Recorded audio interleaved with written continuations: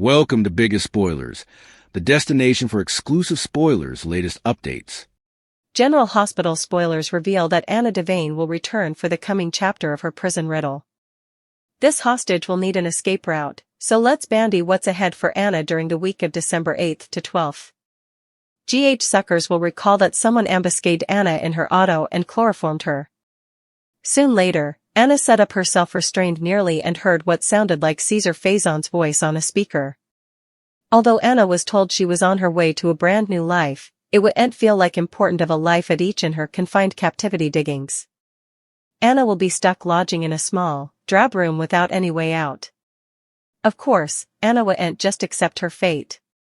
Observers will see Anna with a pencil and tablet in her hands, so may jot down some suggestions or propositions as she brainstorms. Also again, it's possible there'll be someone in charge of minding for Anna that she can befriend and manipulate. Anna might write a communication and try to get it delivered back to her favored bones. At some point. Whatever the case, Anna will keep a cool head during all this and work on figuring out what's really going on then. We'll see Anna pound over her circumstances and who could be behind them, so perhaps suckers will get a step closer to working the riddle, too. Since Faison's voice was heard shortly after Anna was snared, she may suppose back to Jason Morgan's gaslighting suggestion. Anna may assume someone wants her to suppose Faison is alive while using AI to mimic his voice. That said, Anna knows better than to fully rule out a Faison comeback. There'll be a lot for Anna to suppose about, but she'll have plenitude of time to do it as her forced prison stint continues. Anna could use an escape route or a deliverer, but she may remain frustrated and locked up for a while longer. As for the people Anna cares about, they've no reason to anticipate Anna back anytime soon since they assume she's off on a largely classified WSB charge. General Hospital spoilers say Anna will contemplate a result to the jam she's wedged by and hope for better news ultimately, so stay tuned for updates on this mess. Port Charles woke beneath soft sunlight that made the Corinthos estate glow like something holy. Today was supposed to be all about hope, a baptism, a cleansing of grief, a new beginning for a family that had endured months of loss, betrayal, and suspicion. Sonny Corinthos stood in the foyer adjusting his tie, trying to stay calm. He wasn't usually rattled by events like baptisms, but this morning felt strange. Heavy. Even the air clung too still, as if the universe was holding back news it wasn't ready to release. He shook the thought away. Today was for family. Today was for blessings. The priest would arrive any moment, guests were filtering in, Willow was finishing the baby's outfit upstairs, and Michael was making sure the courtyard was perfectly arranged. And yet, Sonny kept checking his phone. Something inside him felt off. Something was wrong. But nothing could have prepared him for how wrong things were about to get. 2. Unsettling whispers and encouraging words from family. Upstairs, the baby fussed softly as Willow adjusted the baptism gown. Michael, ever steady, offered gentle encouragement. "Willow, this day is going to be beautiful," he promised. "We're surrounded by family. Nothing can ruin that." Willow smiled faintly, but the tension in her shoulders betrayed her unease. "I don't know," she admitted honestly. "I feel like something's brewing. I can't explain it. Just, this heaviness." Michael reached, placing his hand atop hers. "If something happens, Dad will handle it. He always does." Willow breathed in slowly. "These ceremonies are supposed to bring protection," she whispered. "I just hope today's blessing is strong enough." Michael brushed her cheek gently. "It will be." But even as he said it, his own phone buzzed with a private alert. A Corinthos guard notification. A minor breach reported near the far gate. He swallowed hard. He didn't tell Willow. Encouraging words were sometimes necessary, even if they weren't fully true. 3. Anna's mission goes terribly wrong. Miles away, in the woods outside Port Charles, Anna Devane dragged herself through thick brush, breath ragged, muscles trembling with exhaustion, panic sharpening her senses. She was bruised, scraped, and drenched in sweat. But that wasn't the part that mattered. The man slumped against her, nearly unconscious, bleeding heavily from his side. Dex Heller. Blood soaked his shirt. His breathing was shallow. His eyes fluttered but refused to stay open.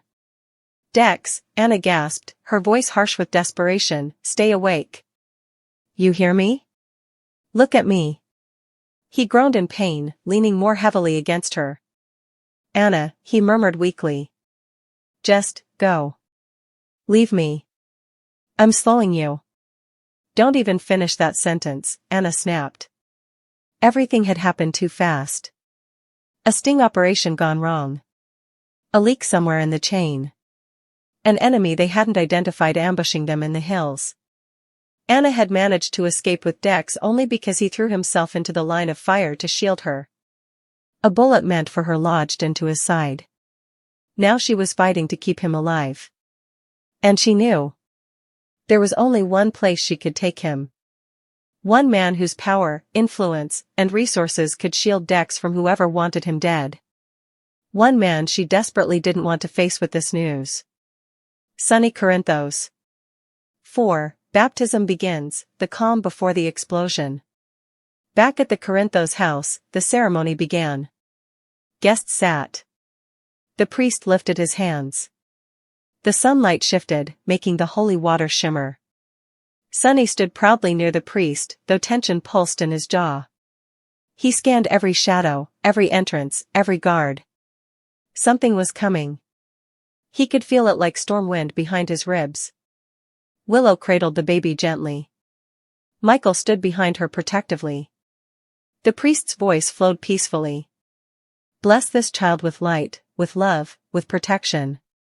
Sonny's heart clenched at that last word. Protection. His life's burden. He wanted to believe the day would remain unbroken, untouched by the criminal world he tried so hard to keep separate from his family's innocence. But fate had a different plan. And it was nearly at the door. The encouraging words from Carly, right before disaster hits. Carly stepped up beside Sonny, touching his elbow lightly. Hey, she whispered, breathe. You're checking every corner like we're in a warehouse deal. Sonny's exhale was uneven. I don't know, Carly. Something's not sitting right. You're tense because it's a family event, she said softly. You always feel pressure to make everything perfect. But look around, everyone is safe. Everyone is here. Relax, at least for 5 minutes. He tried. He genuinely tried. Carly smiled supportively. You're doing great. This family is strong because you are. Let yourself enjoy this moment. Sonny swallowed hard. Those encouraging words sank in, but they didn't erase the storm brewing in his chest. 6. The interrupted moment, Anna collapses at the gate. Just as the priest dipped his hand into the holy water again, a guard sprinted into the courtyard, face pale, breath ragged. Boss. You need to come, now. Sonny turned sharply. What happened? The guard didn't answer. He only pointed to the front gate. Sonny broke into a run, Carly right behind him. Michael handed the baby to Willow and followed. Every step made his pulse pound harder. When he rounded the corner, he froze. Half conscious, covered in cuts, leaning heavily against the gate, was Anna Devane. And in her arms, bleeding, barely breathing, face ghost pale, was DEX Heller. Carly gasped, hands flying to her mouth. Michael stumbled to a halt, eyes wide. But Sonny's mind shattered into silence. 7. Sonny's world stops. Anna tried to stand straighter when she saw Sonny, but her knees buckled. Sonny caught her before she fell. What the hell happened? He growled, fear slicing through him. Anna coughed, shaking with effort. Ambush, leak, we were compromised. I couldn't get help, I had to get him out. Sonny looked down at Dex. The kid who betrayed him. The kid who chose Michael over him. The kid who walked away. But also, the kid Sonny once cared for. The kid he once trusted with his life. And now that kid lay dying at his feet. Dex's eyes flickered open. "Sonny," he rasped, barely audible, "don't be mad." Then his eyes rolled back. Sonny dropped to his knees beside him. "Dex. Stay with me." His voice cracked with something that sounded like terror. Carly knelt too, fighting tears. Michael stepped forward, torn between guilt and panic. Anna leaned against the gatepost, panting. "They wanted him dead," she whispered. "They'll come again. You have to move him now." 8. Angry threats. Sonny's temper explodes. Sonny's head snapped toward the guards. "Get the car. Get the doctor. Now." His voice thundered across the courtyard like an explosion. The guards scrambled. Carly grabbed his arm. "Sonny." But Sonny wasn't hearing anything. He whipped toward Anna, eyes blazing. "Who leaked the operation? Who put Dex in this position?" Anna swallowed. "I don't know yet." "Figure it out." Sonny roared. For a moment, no one breathed. The entire estate went silent. Even the baby upstairs seemed to pause its soft whimpering. Anna lowered her gaze. "I'm trying," she whispered. Sonny turned back to Dex, his voice trembling now, not with rage but with fear. "Don't you dare die," he muttered, grabbing Dex's wrist. "Not like this. Not after everything." Dex didn't respond. 9. The baptism left in shocked suspension. Willow watched from a distance, clutching the baby tightly. Guests whispered nervously. The priest looked helpless. This was no longer a day of blessings. This was a day of blood. The baptism was forgotten, suspended mid-ritual, overshadowed by the reality crashing into their lives. Sonny stood, gripping Dex's stretcher as his men rushed to move him. He wasn't leaving Dex's side. Not for 1 second. Carly grabbed Anna's elbow to help her walk. "You brought him back alive," Carly whispered. "That's what matters." Anna shook her head. "This is only the beginning." The race to save Dex. Inside the Corinthos safe room infirmary, doctors crowded around Dex. Blood loss was severe. His pulse was faint. His life was hanging by threads. Sonny paced like a caged animal. Every few seconds he barked orders, demanded updates, threatened consequences. "If he dies, if anyone is behind this, I will burn this town down to find them." Carly stepped in front of him. "Sonny. Look at me." He didn't. "Look at me." He finally stopped. Carly placed her hands on his chest gently, grounding him. "Dex isn't dead," she said firmly. "The doctors are working. You need to breathe. You exploding won't help him." Sonny's eyes were glassy, rage swirling with fear. "He took a bullet meant for Anna," Sonny whispered. "He shouldn't have been there." "He was doing the right thing," Carly said. "You know that." Sonny looked away, jaw tight. Michael stepped closer, guilt eating him alive. "Dad, if this is because of anything Sonny snapped his gaze at Michael. "This isn't your fault." Michael blinked. "I'm the one who used Dex against you. And I made my peace with that," Sonny cut in sharply. "Right now, the only thing that matters is keeping him alive." Michael nodded slowly. Carly watched them both, heartbreaking at the warped, complicated love between them. 11. Anna finally tells the truth. Hours later, Dex stabilized, barely. He wasn't conscious, but he was holding on.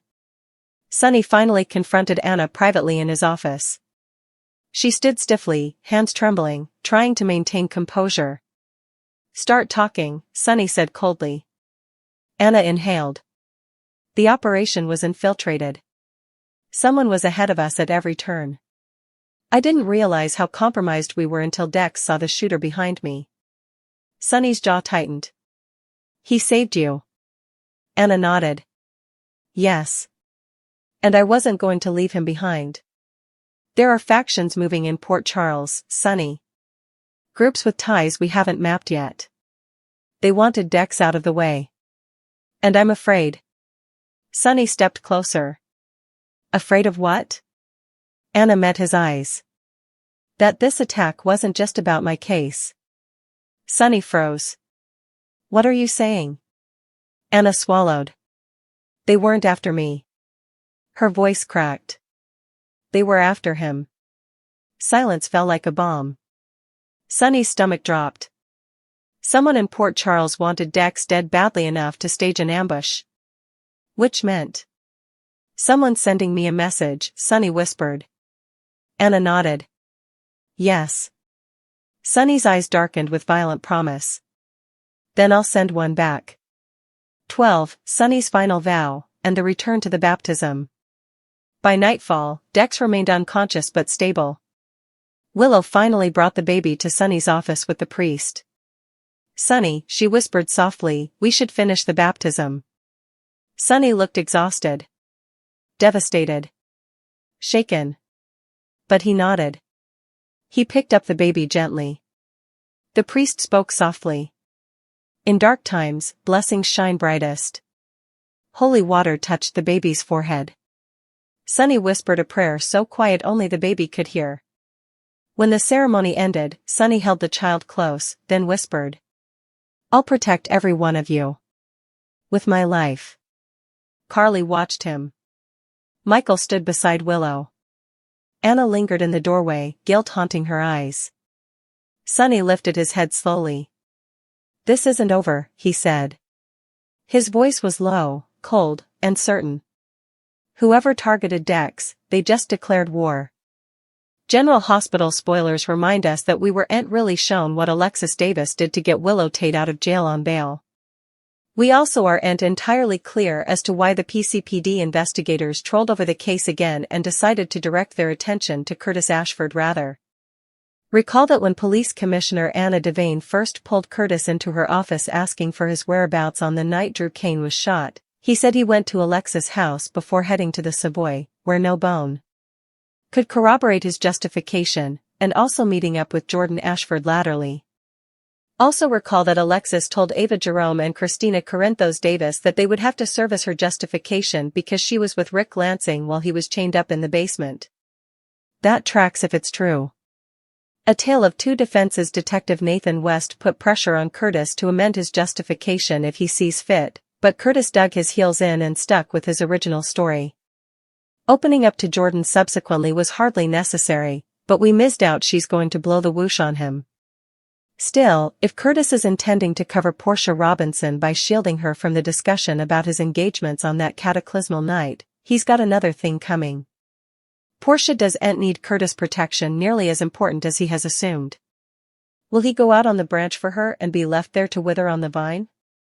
If he does, Alexis ends up casting a light on two implicit suspects who aren't her customer, but more importantly, neither of them are herself. Alexis offered the perfect crime Drew more or less forced Alexis to represent Willow, a twist she was awaiting and now has to handle with care if she wants to keep seeing her granddaughter. But if it was Alexis who shot Drew, she must have allowed this out rather well to know she'd be suitable to lean on Christina and Ava being too compromised to not give her in justification. Rick had no idea when he was telling Alexis what he'd learned about Portia's compromising situation with Drew that she had been using Rick's compromising situation with her as her cover story. Of course, Rick lost all conception of time in that basement and was under the influence of medicines. He'd no way corroborate that Alexis was actually with him at the time of Drew being shot. Alexis knows that, and also knows Rick is incentivized to keep quiet about the entire fire. Off the hook? Commodity still tells us Alexis is going to get down with this, indeed if it means it gets criticized on someone differently and they're transferred to captivity for times while Alexis runs free. They could be Willow, or it could be Curtis, Portia, or someone differently. Of course, Portia has an justification, but she doesn't want to partake it. Still, she's presumably not going to be hauled off to a cell over it. Anyhow, Alexis hasn't sounded the fewest bit bothered by anyone differently going down for this crime. So she either didn't do it, or she's bent on getting down with it just like she got down with what she did to Rick. Will he find out that he's her justification and let the Verity out just to sink Alexis? If she was ent with Rick that night, she's got some explaining to do. Stay tuned for further GH news and spoilers to see how this works out for the Hotshot Council. General Hospital spoilers reveal Nina Reeves came to Drew Kane's marriage to her son, Willow Tate, with a peace immolation in mind. She was ent there to fight, but she demanded to give Willow one last avenue out of this marriage before she went through with it, and she's glad she did. Willow took that occasion to open up to her mama, despite begrudging her for her secret affair with Drew. She told her the verity about her docket and why she's marrying Drew, so she can get her kiddies back from Michael Corinthos. Alas, all is nearly fine and well with this mama-son brace now, but how are they going to explain that to Drew? Nina understands it's possible that Willow knows her mama better than her mama knows her. She saw right down that all that Nina demanded to poach down with her attempts to drag Willow down from Drew was to understand why she was tethering herself to him. Now, Nina feels like she's a part of the plan rather of sitting on the sidelines fussing about her child and grandchildren. She can also trust Willow's judgment more fluently, knowing that her son isn't fully out of touch with reality but has a strategy in place. Actually, it's commodity Nina presumably would have done herself. GH spoilers say Willow's plan isn't too seedy. Willow isn't wrong. Michael is dating a cocotte. She's now married to a sitting Solon. Say what you want about him, but that title precedes him and counts for a lot. It brings further power than the damages he has done to the people in his inner circle. Willow said she doesn't have to love Drew because she loves her kids, however, power and wealth to make herself look good enough to get off the hook for tried murder charges, if she can work his position. But what if life with Drew isn't relatively as neat and tidy as she expects it to be? Plan B, anyone? Clearly, Nina might back off now and let Willow take the arm in her own life, but she'll still be there to catch her if she falls, too.